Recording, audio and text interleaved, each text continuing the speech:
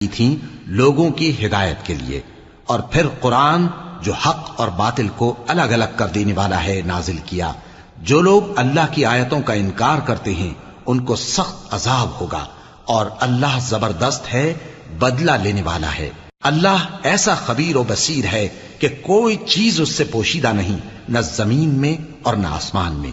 वही तो है जो मां के पेट में जैसी चाहता है तुम्हारी सूरतें बनाता है।